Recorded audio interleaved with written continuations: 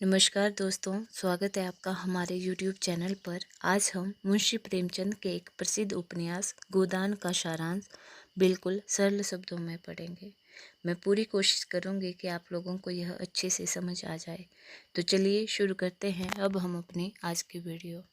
सबसे पहले गोदान के जो पात्र हैं उनके बारे में जान लेते हैं। मुंशी प्रेमचंद द्वारा रचित गोदान उपन्यास के मुख्य पात्र धनिया और होरी हैं। होरी इस उपन्यास का नायक है और धनिया इस उपन्यास की नायिका हैं। इनके 3 बच्चे होते हैं, जिनमें से एक बेटा और 2 बेटियां होती हैं।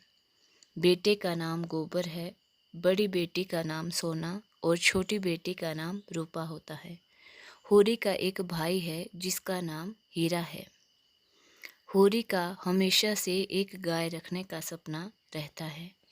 तभी होरी की मुलाकात अपने एक दोस्त से होती है जिसका नाम भोला अहीर था।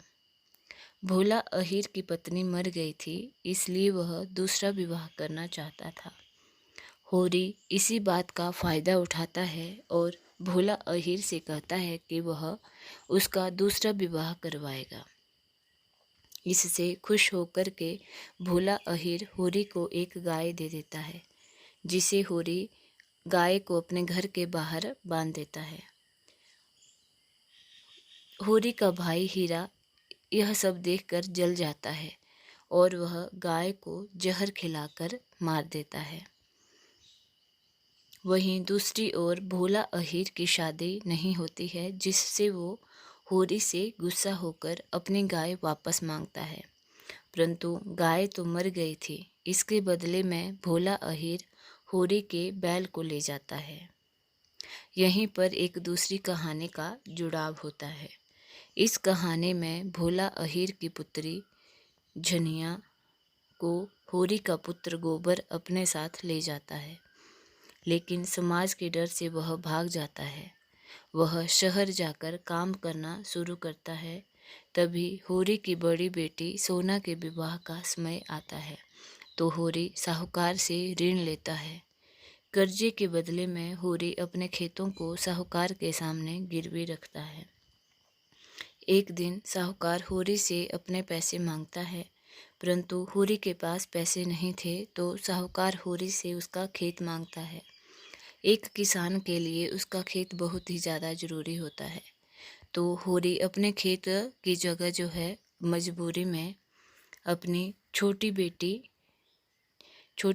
जो जिसका नाम रूपा था, उसको राम सेवक को 200 रुपये में बेच देता है। जो साहूकार था उसका नाम राम सेवक था। तभी गोबर वापस आता है और अपनी पत्नी और बच्चे को शहर लेकर चला जाता है। होरी और धनिया बिल्कुल अकेले हो जाते हैं। एक दिन होरी खेत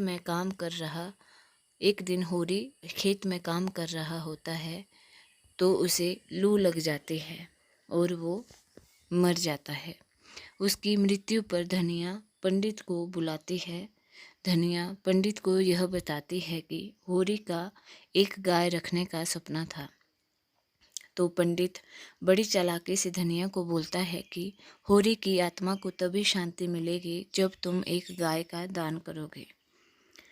धनिया के पास पैसे नहीं थे, तो धनिया जो है वह घर के अंदर जाती है और उसने जितने भी पैसे इकट्ठे किए थे, 20 पैसे थे उसके पास, वह अपने मरे हुए पति होरी के हाथों में रख देती है और पंडित जी से कहती है, जो था यही था, इसी को आप मेरा गोदान समझ लो, चाहे या कुछ और समझ लो।